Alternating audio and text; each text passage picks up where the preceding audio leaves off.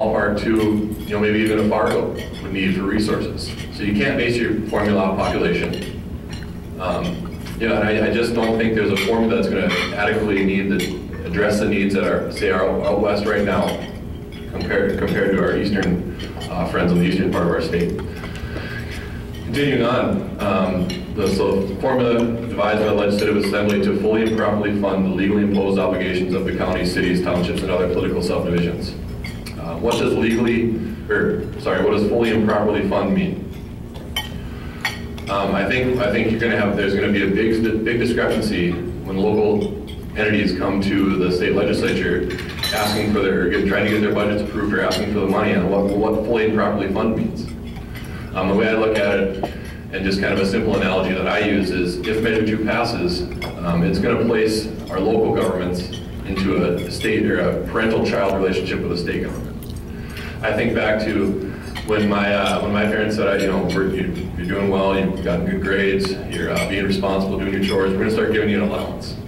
I'm thinking, okay, this is going to be great. I'm going to go to Disneyland, I'm going to get a new TV, I'm going to get a new bike, I'm going to get everything I could ever want. And they give me $5, and they say, that's your allowance. I didn't feel I was fully and properly funded. My parents disagreed, and I think this is something that you're going to get into if this measure passes, and you're going to have these local entities coming to the state legislature with their handout asking for, well, we need an increase in this, or we need a new fire truck for Hazen, or we need this, and you're going to have legislators from Fargo or other places that aren't familiar with the local issues making these decisions. We don't think that's right. I guess one of my final points with the language itself is the effective date. If this measure is voted into law, it becomes effective January 1st, 2012. So it's retroactive. What that begs the question is, what does that necessarily mean? Well, we've seen in the news now, we've got some of our coal companies paying their taxes in protest, because the coal severance tax is a payment in lieu of property taxes. The same can be said for our oil taxes. We've got some of our oil taxes are paid with payment in lieu of property taxes. We're talking some real money there that's going to be in play. And it all goes back to January 1, to whenever the legislature can come in and fix that loophole, if you will. We think that's a very dangerous thing to do. And we think just based on the effective date alone, this measure should be voted down, let alone all the other issues we have with it. Hi. First, I want to thank the Republican Party for inviting me to participate in this debate. I think debate is healthy. I think we all agree with that. I'm Brett Narloch. I'm co-author of the book Property Tax Revolution. It's a book we wrote to address concerns on property taxes and the reasons why we think that the system should be abolished. I know I saw Lynn Bergman was walking around with a bunch of copies if you want to grab one. I'm not going to get quite as technical as John did, but I think there are a few things that we all agree on when it comes to property taxes. I think we know that there's a problem with property taxes, because there wouldn't be these efforts to continuously reform them if there weren't. So I think we all agree that something is wrong, and we just need to hone in on what the solutions are. But the basic problem with property taxes is that they're inherently unfair, and I think outdated. When you start talking about schemes like Renaissance zones, tax increment financing districts, and all these other exemptions and so-called economic development programs, they all implicitly admit one thing, that property taxes are a barrier to economic growth. Because when they want businesses to come to their community, or to the state of North Dakota, one of the first things they do is exempt them from paying property taxes. So that's an admission right there that it's a problem for growth.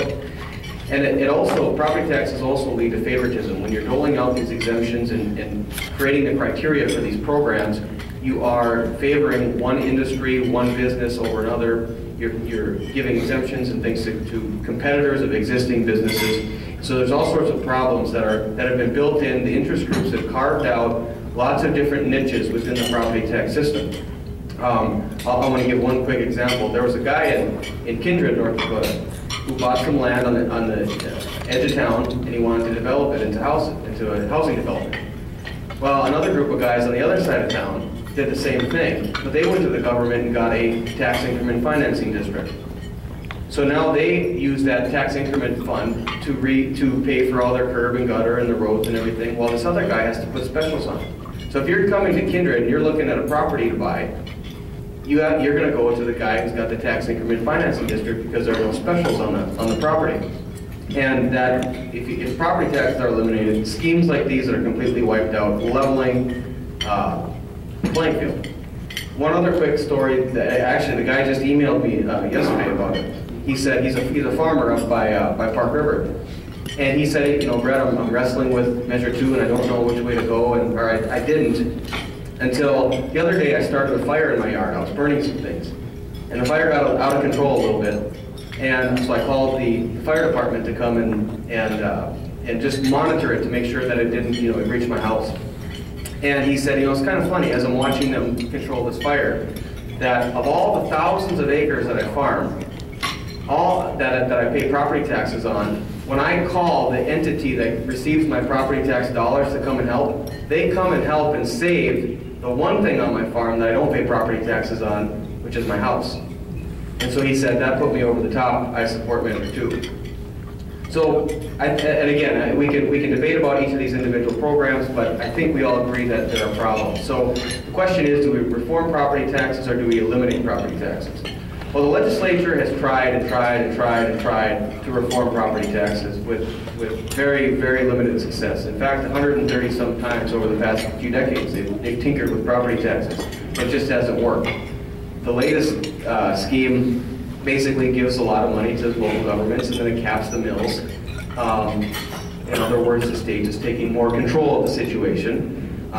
You know, local governments didn't seem to have a problem with that kind of state control. But every alternative that I've heard, you know, when they a lot of the opponents of Measure 2 say, well, there's better ways to do it. We can just reform the system. But if you ask them, give me a few details, or just, you know, a couple of suggestions what you might do. Everything centers on the state limiting local government budgets, state capping mills, the state giving more money to local governments, the state providing more assistance to seniors on fixed income. So their solution to the state not taking over property taxes is for the state to take over property taxes. So that there's a little inconsistency. So what I think this all boils down to is I think local control right now is somewhat of a myth, and I'll touch on that in a minute. But what I really want to talk about are the benefits, the economic benefits of eliminating property taxes on our economy. There's a study that the Beacon Hill Institute put out, and my organization, North Dakota Policy Council, we contracted with them to do this study. But what they found by running some data through their economic model, their econometric model, is that eliminating property taxes would create about 13,000 more private sector jobs in North Dakota above the baseline. So that's on top of everything that all of our oil wealth and everything is producing. Investment, out-of-state capital investment would increase about $1 billion over the baseline in the first year. But, I mean, these are things that we as Republicans, I mean, we all understand, right? If you cut $800 million a year in taxes, that's a good thing for the economy. I mean, that's what we believe, right, as Republicans. But putting those benefits aside for a second, I mean, there are some serious questions, right? One of them, a gentleman brought up a question, you know, where's the money going to come from? It's $812 million. Well, first of all, I think that $812 million is grossly overstating the amount of money that's going to be needed. The tax department says, well, it's $812 million because that's about what we're going to bring in, and so we just need to replace the $812 million. Well, again, as Republicans, we know that cutting taxes and leaving more money in the pockets of people creates economic growth. So we know that all this new economic growth would lead to sales tax increase, revenue increases, income tax revenue increases. So it's more of like 490 million. Still a big number, no doubt, but it's not $812 million a year like they'll have you believe. The legacy fund. Right now, we just found out today, Treasurer announced there's $352 million in deposits in the legacy fund. Now, we can't get to that in a few years, but we also know that there are billion-dollar surpluses every budget This is happening now for about the 4th consecutive time. So there's plenty of money there. And the other thing is that when you get this economic growth, you're going to see a lot more diversity within our economy. We won't be subject to the boom and bust cycle as much as we are right now with ag and energy. We'll have other manufacturing industries come in, or big manufacturing plants with that aren't necessarily related to energy and ag, and those things will be good. So if oil prices dip, oil activity slows down, we'll be sufficiently diversified. And the bottom line is, taxes do not have to go up to receive that revenue. And if they do go up, that's completely a political decision. And if Republicans control the legislature, it's a decision or it's something that just wouldn't happen. Thank you. Thank you, gentlemen, for your opening statements. We'll now open up for questions. If you have a question, just raise your hand and I'll point you out. Remember, keep it short to the point, keep it civil. And do we have a question to start with? Okay, sir, in shirt. And just tell us your Roger Casey, I'm a retired law enforcement officer. I moved back here from California after leaving the state. So very happy to come back. I was recently a delegate to the Republican convention down at the Civic Center. Every single state politician that stepped up there for their 5-minute speech pounded their chest about the tax relief, property tax relief that the legislature passed. Well, my wife and I have farmland down in Emmons County. We have a house down on the in the floodplain. The house wasn't damaged, but the Burley County came around and reassessed, and so did Emmons County. Now, when we got Thank you. I can save my voice. When you're in law enforcement for any period of time, you tend to develop a voice. There's a couple of guys in here that can relate to that. Anyway, bottom line is we got our tax bill, and we opened it up and we thought it was going to be less. Now, how many want to take a bet that it was less? Even with the reassessment here in Burley County, it was not less, it was higher. We wrote a bigger check. We are writing bigger checks. And we have 2,000 acres down there. And we have to, yeah, I have a question. What the hell's going on? Why are people opposing this? We don't need property taxes. We'd like to take that first.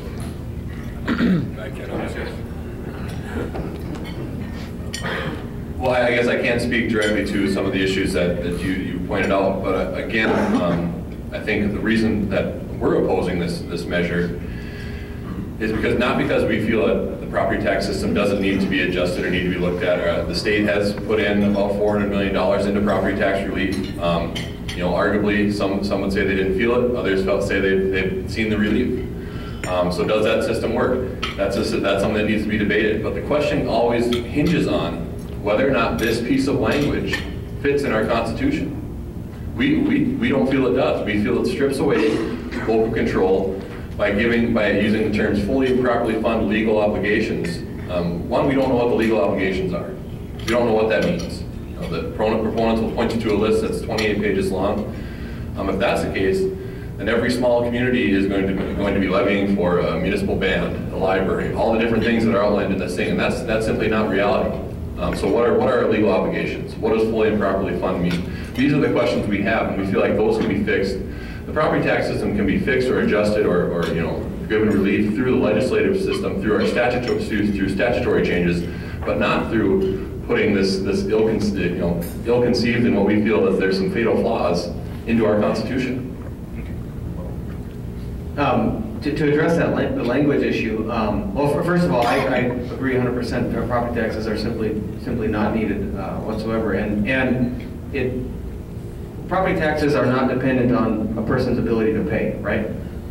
We hear stories like this all the time. They're anecdotes, no doubt, but where someone's house was flood damaged, worth maybe a third of what it was 2 years ago.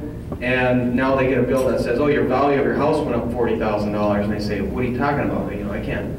This doesn't bear any resemblance to reality. So it doesn't if you lose your job, property tax bill still comes. You're not paying income taxes, you're not paying sales taxes because you're not buying things, but your property tax still comes. That statement's in the mail every year. But the language issue, I think, is, let's say there are a few problems, and I'll accept that premise for a second. The legislature can rewrite those and fix the Constitution. They can put another measure on the ballot, and the people can vote. And if the people like those changes, they'll support it. And I would imagine that the biggest coalition ever put together would be able to, fix that and make sure that the people vote for it. Next question.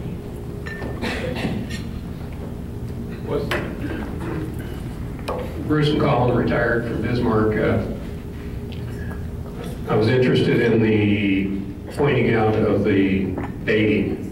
Is that, are we saying that there's no, we're working with nominal dollars in the future? Or is it going to go up with inflation?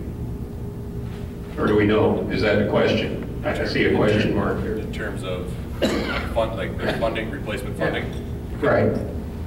I can respond. Well, that's directly one of our questions, is, under this language, by time stamping dates into our Constitution, the legislature simply could say, okay, 2011, you're fully and properly funded by your own doing. That's what you're going to get. We're going to just move that forward. You look at Williston, they're in need of what, four new schools, I think, and all the other impacts they've got going on. Those weren't accounted for in 2011.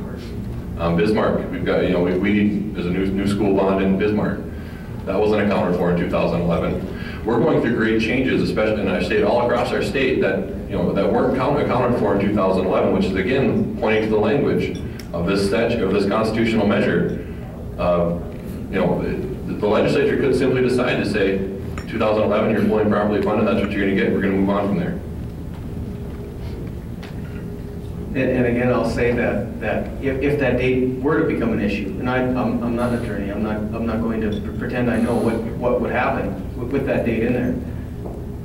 But if it becomes a problem, the legislature does say, sorry, we can't give you any. The Constitution limits us to fully and properly funded, and by this date, and so we can't do it. You change the Constitution.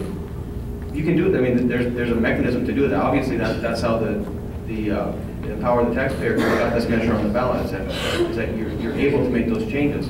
Now, when you talk about like the schools and some of these line items that may be necessary but weren't in the 2011 budget, but are needed right now, well, most of our, a lot of those schools, maybe most of them, of those groups, those entities, they come to the state anyway for the money.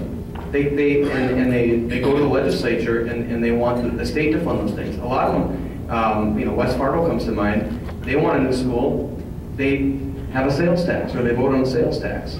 So there are other mechanisms. Property tax isn't the only mechanism to fund local government. That's kind of the point. Okay, next question. Gentleman, blue shirt back here. Sorry. Question for Brent. Your counterpoint provided this verbiage here in the highlighted section, speaking to where the legislature would create a formula. Do you have like an example of the kind of formula you'd like to see, or are the same people who, by your definition, have failed to address the property tax issue, now you're putting this idea for a formula back in the hands of the same people, you know what I mean? I mean, yeah, I think the gist of what you're saying is we want the state to take care of a problem that when we say we don't trust the state. Again, you're a formula. Mm-hmm. No example of what that formula will appear to look like. Population. No, that's a fair question. It's a good question. And I can throw out some ideas. You could model it after the school funding, but there are other things that are unique to schools that are different with local governments, I think at the end of the day, I mean, we're at a Republican event here, and Republicans control the legislature, right? So I mean, we can have a certain amount of trust that the Republicans will do it right, or at least do it better than the other side. But no, that's a very fair question. And the fact is, we don't know what the formula might look like. But we also know, and I'm not up here to say that that this isn't some kind of major change. Clearly, if you eliminate property taxes, it's a very major change. I mean, you're really shocking the system, so to speak.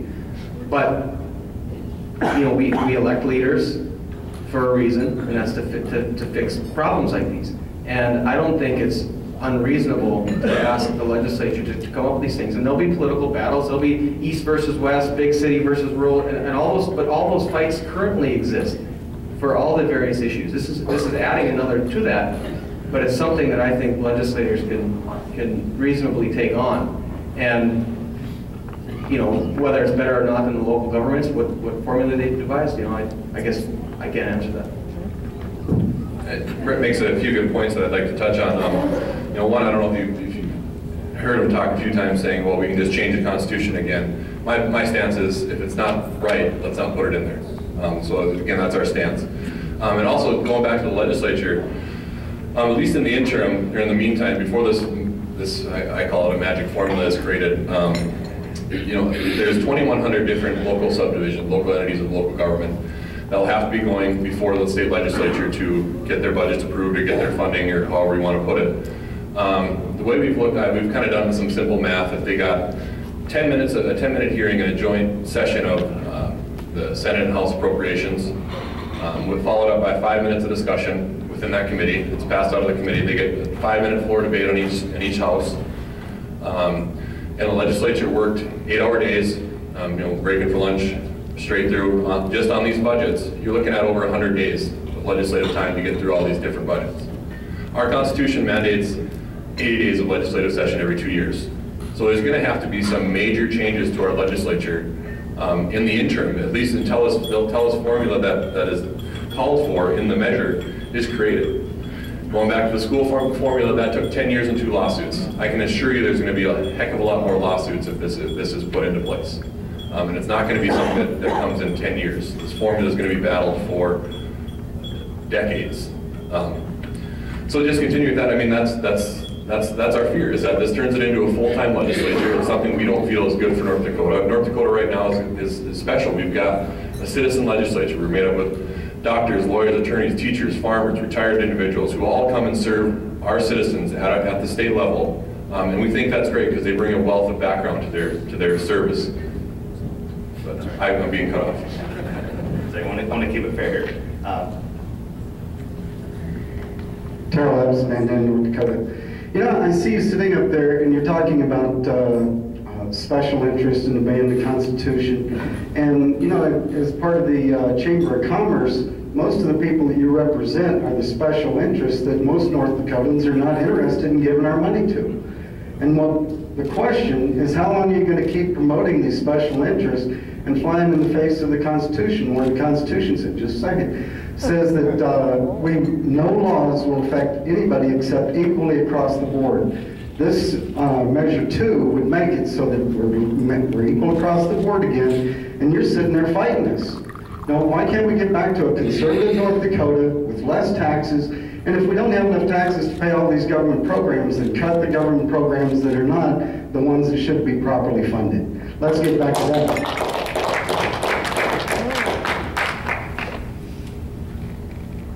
Well, first off, I don't think, you know, the North Dakota Chamber of Commerce, we represent over 1,100 different businesses across our state. I wouldn't say that they're all special interests, or by any means I would be hard-pressed to say that any of them are special interests necessarily. But secondly, getting back to cutting taxes and things like that, you know, if this measure passes, we're not talking about cutting taxes anymore. We're talking about how can we limit our increases. And you want to talk about, and you also want to talk about leveling the playing field, things like that. You've got out-of-state property owners that won't be paying anything into the system then. They won't be paying anything for the services that they rely on, as well as the renters in our state as well. What difference does that make? That's a silly thing. Well, I think it makes about $128 million difference. And to me, that's big money. And they're the ones who are going to be, these out-of-state property owners rely on these services just like we do. And they would be getting off the hook for it. And we don't agree with that. I wanted to address one thing John had mentioned earlier about the full-time legislature. You know, right now, there are associations that deal with school boards, teachers, the various different groups, and I don't see that changing at all. You're not going to have a representative from every school district coming to Bismarck with their hand out, because they don't do that right now. I mean, it just doesn't exist.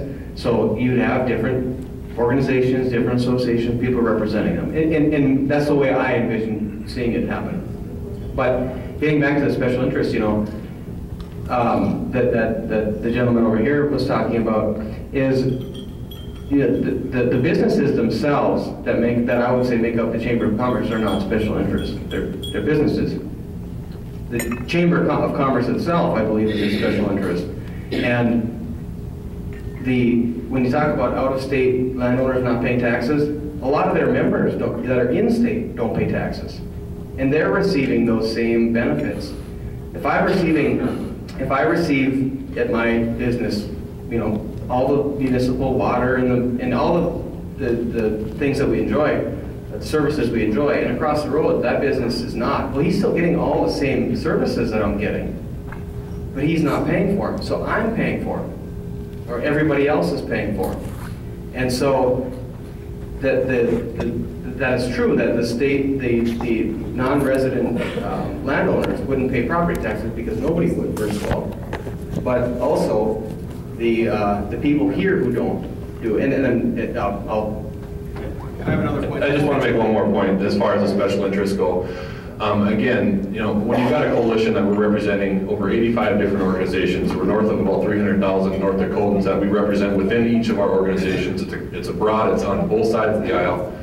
It stops being a special interest and it starts becoming more of a common interest, I think. What do you think? Okay. Next question. Steve Dacus, Bismarck. I think it speaks volumes that you're able to get so many coalition members together so quickly to oppose Amendment 2, but not come up with a proposal to remedy it. And my question is, of these coalition members, how many either argue for or receive tax abatements for property taxes who are listed here?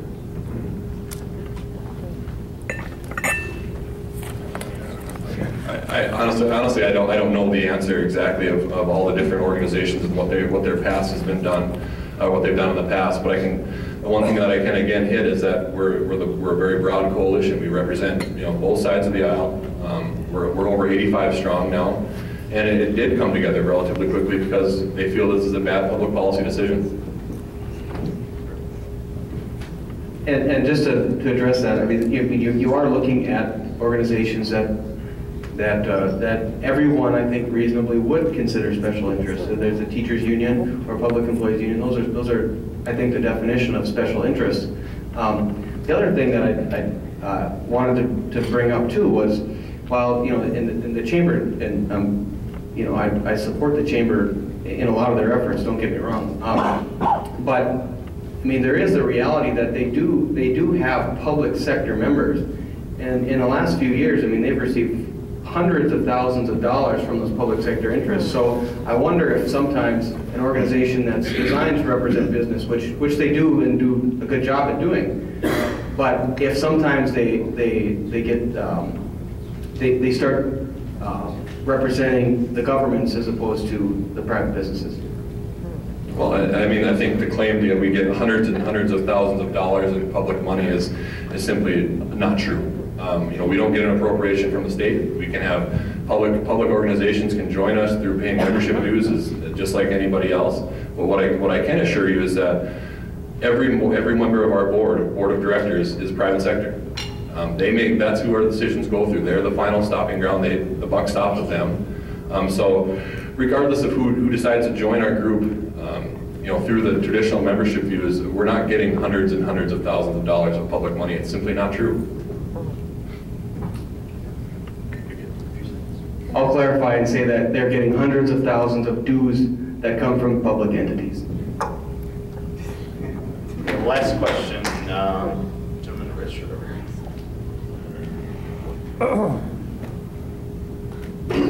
Ron Shaw, Bismarck. I travel the streets of Bismarck every day, and I see all the signs that used to say Obamacare, now saying vote no on this thing. There's not a tax that Democrats don't just love, especially one that bonds people to the government control. And real estate taxes, you can lose your house to the government if you can't pay your taxes because of medical bills. That bonds you to them being able to take your house and sell it before you have done it, after all your years of working.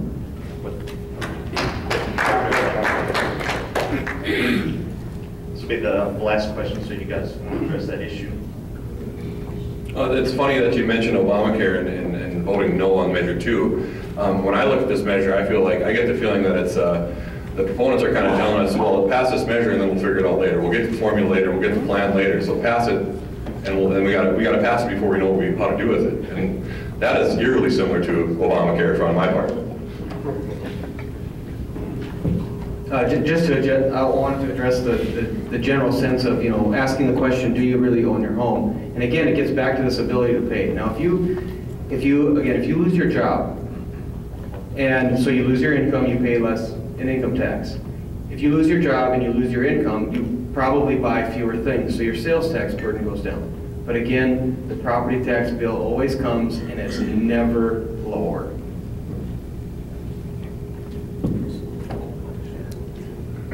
I think it's about time to wrap it up. We'll let the gentlemen have their closing statements, and we'll go with Brett Narloch first. So.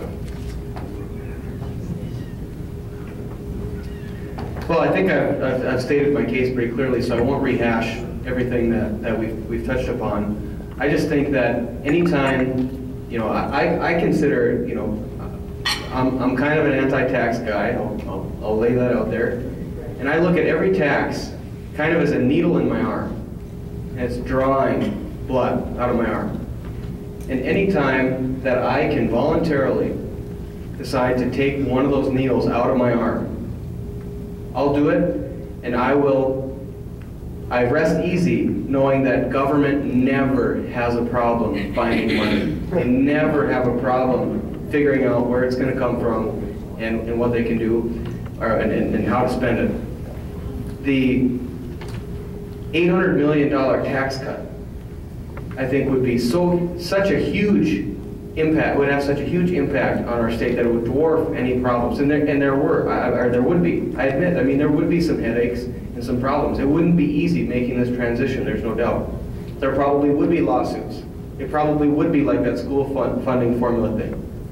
But that's what our government's supposed to do. They're supposed to work through those issues. We're not supposed to make things harder for us so that the government can be better off. We're supposed to make things easier for us. The government's supposed to make things easier for us, and they do the hard work. That's why we elect them. That's why we represent them. It's called public service.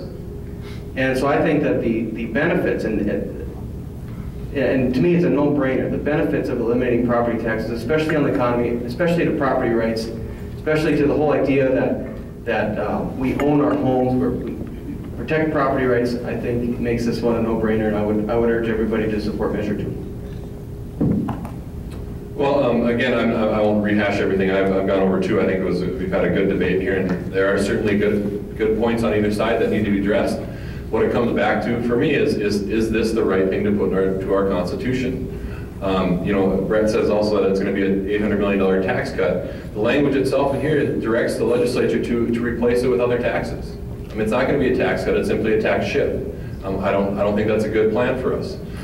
So again, it goes back to whether or not this language, we can debate property taxes and the ins and outs and the differences of what we want to do with our property tax system. But on June 12th, it's not about whether or not you want to adjust your abatements, you want to do all those kind of things. It's about what if this goes into our Constitution with all the issues that we have in this measure. The time stamping the date, what is fully and properly funding mean, what are legal obligations, the retroactivity of nature of the measure itself puts a whole lot of extra money at play. Those are all the things that we have issues with, let alone not even touching on the fact that this strips away local control from our local governments. We feel the government that's closest to you is the best. You can meet with your county commissioners, you can meet with your city commissioners, you see them in the grocery store, you can talk with them. Here, everything will be going through Bismarck. We don't think that's a good idea.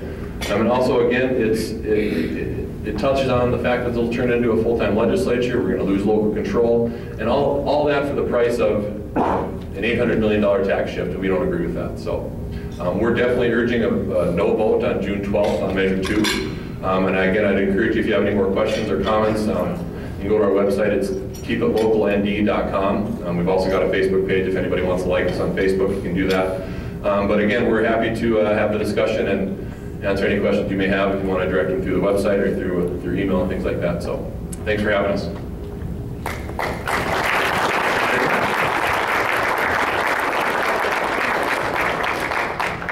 One quick question. You must have a website too. I think that should be shared with people.